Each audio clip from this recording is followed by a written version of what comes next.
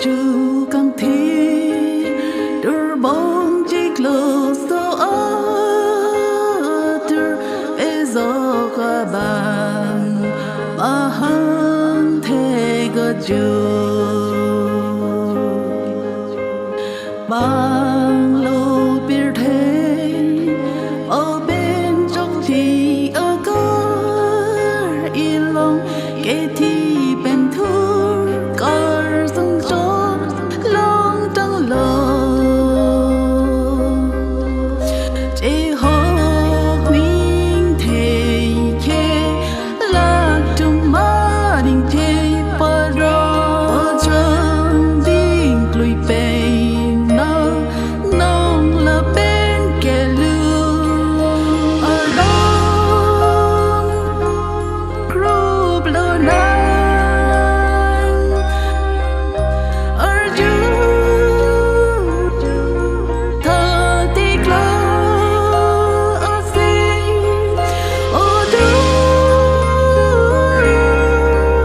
Kangthir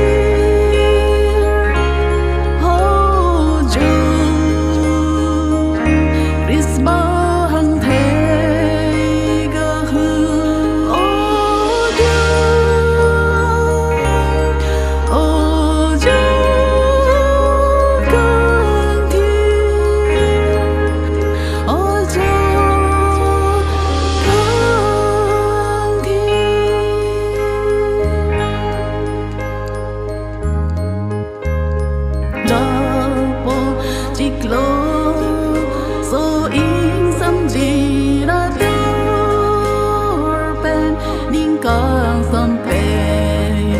ở dốc lô để